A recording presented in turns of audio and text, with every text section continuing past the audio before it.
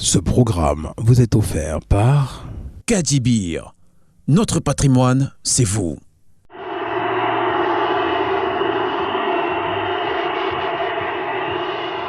Et peut-être le troisième but zaïrois. Oui, troisième but zaïrois. Marqué par Ndaye. C'est la consternation dans le stade Nasser. Eh maman, yo moseka ye. Eh maman, yo moseka kibonge. Eh maman, yo moseka ye. Eh maman, yo moseka kidumo. Okoti libala na mongaliema. Eh maman, yo moseka ndare. Ils chantaient tous les joueurs. Kazadi, nous, au vestiaire, avant d'aller au contrôle, moi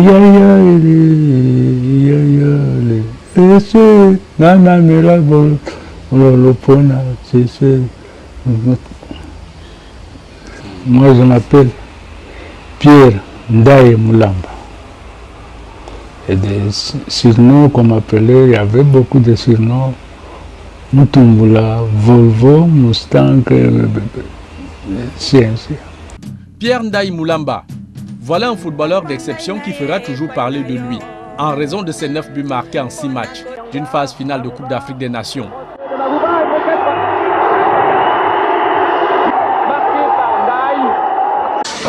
This man still holds the record for the highest number of goals. He scored 9 goals in the African Cup of Nations.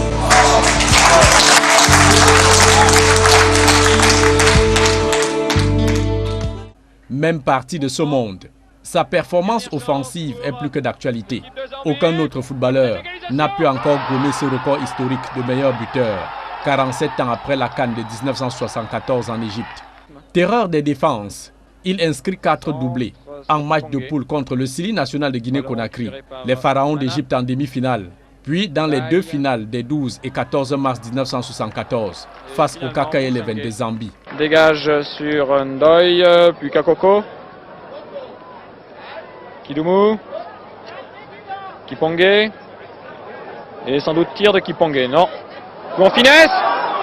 Et égalisation donc par le Zaïre, par Ndaye. Ndaye qui marque donc son 6e but dans ce tournoi. Alors qu'il reste à peu près 2 minutes à jouer. Les Zaïrois se forment. Et but. But. But pour le Zaïre. De Ndaye. Oui, disons que Ndaye, c'est d'abord l'intelligence. Il est intelligent, il a le flair, il sait se placer au bon moment. C'est ensuite une technique absolument parfaite du ballon.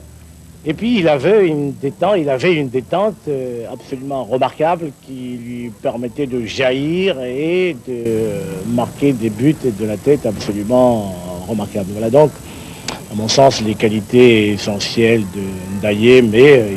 Grand artiste du ballon rond devant Dieu et les hommes, Mulamba Ndaye, surnommé Volvo pour sa pointe de vitesse, l'enfant terrible du Sud Kasaï, malgré toute la gloire, a vécu dans la misère comme ses coéquipiers de la Coupe du Monde 74, sans jamais bénéficier de la moindre reconnaissance officielle d'une nation qu'il a valeureusement défendu les couleurs de 1967 à 1971, sous l'appellation de Congo-Kinshasa, puis 1973 à 1976, sous le nom Zaïre, remportant surtout le trophée de la CAN 74 avec les Léopards et une Coupe d'Afrique des clubs champions avec l'AS Vita Club de Kinshasa en 1973. Qui ne s'était pas mis debout quand il a marqué le deuxième but qui a donné la Coupe d'Afrique au pays. Qui ne s'était pas mis debout.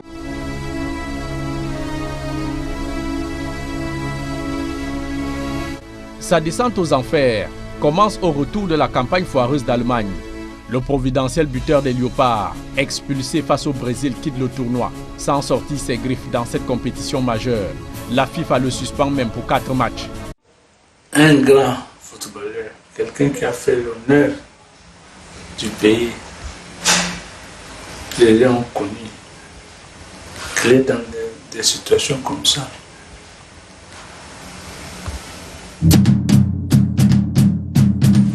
Papa ngai na ye epai na yo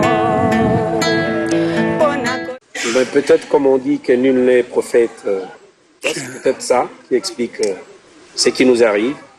Mais je pense, moi, que ceux qui auraient été les premiers à comprendre que c'est une légende, ce sont ceux qui dirigent le football national. Or, malheureusement, c'est là où il y a l'opinion la plus négative à l'égard d'Ndaye. 20 ans dans l'indifférence totale des autorités zaïroises, Issa Hayatou, alors président de la Confédération africaine de football, lui décerne une médaille en 1994 pour service rendu au football africain. De retour de la cérémonie de Tunis, le chef de l'État Mobutu, rancunier dans l'âme, envoie ses émissaires récupérer le métal précieux dans une brutalité sans précédent.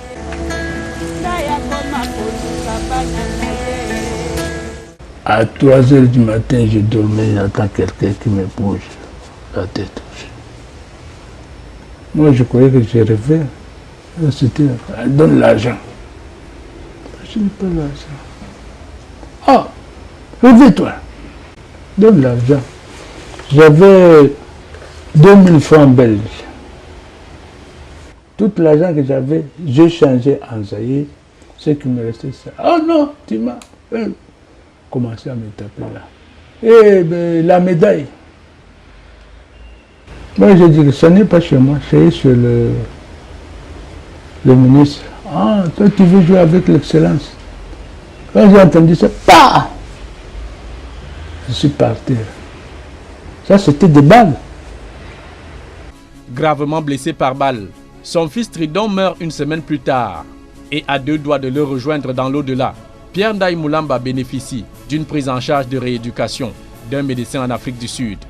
Sorti d'hôpital, l'ancien attaquant des Léopards est hébergé par des exilés congolais qui ont fui le régime dictatorial du maréchal Mobutu. Pendant tout son séjour au pays de Nelson Mandela, Pierre Ndaye Moulamba a aussi vécu dans les townships, passant le clair de son temps à surveiller les véhicules dans des parkings contre quelques pièces de rente, la monnaie locale. En dépit de ses maigres revenus, l'ancienne gloire du football congolais se battait pour envoyer de quoi vivre à sa famille. Mais son épouse meurt en 2008 d'un cancer. Moulamba Ndaye se remarie en 2009 avec Zouaki, une Sud-Africaine qui le soutenait dans ses moments de galère. This is a story of a shining star that's shadowed by issues of being African, being poor, being sidelined. De ses débuts en championnat à l'âge de 15 ans, avec le club de renaissance du Kasaï, Moulamba Ndaye était promu à une belle carrière, malheureusement perturbé par les vicissitudes d'une vie et les incongruités d'un monde ingrat. Voilà, c'est un grand dilemme pour nous. C'est même une forme d'interrogation. Pourquoi nous ne prenons jamais au sérieux des choses qui sont très sérieuses? Voilà un peu la question que je me pose souvent. Et allez comprendre que même l'État qui a fait de certains joueurs des dignitaires, il les clochardise. Mais ça n'a pas de sens. C'est tous les anciens joueurs de leur époque qui méritent une récompense. Et ça aussi, c'est la politique du sport de notre pays. Et moi, je pense que les autorités sportives, ils doivent chercher à comment récompenser, encadrer des monuments comme Denda. Sans nouvelles de lui depuis des années, un communiqué officiel du régime Kabila Père l'avait donné pour mort en février 1998. Les gens disaient que Ndaye est mort. Parfois, je donne le témoignage aux gens que non, Ndaye n'est pas mort. Moi, j'ai des photos, je sors des photos avec Ndaye. Et le 12 avril 2005 à Kinshasa, l'ogre congolais reçoit la médaille du mérite des 100 ans d'existence de la FIFA. Malade depuis des années, cette icône du football africain meurt dans un dénouement total le 26 janvier 2019 à Johannesburg. Ses restes rapatriés dans son pays natal pour hommage officiel. Son cercueil honoré par toute la famille du football congolais et la nation tout entière. Du maréchal président Joseph Mobutu à Laurent Désiré Kabila et Kabila fils, l'héritage semblait être bien préservé. Aux citoyens valeureux, la patrie ingrate. Mutumbula, ce sont les sobriquets qu'on lui avait donnés parce que quand il a les ballons, Mutumbula c'était comme un fantôme. Quand il prend les ballons, c'est fini. Longue balle destinée au côté d'égalisation. Ndaye, jusqu'aujourd'hui, il est resté immortel, comme on dit.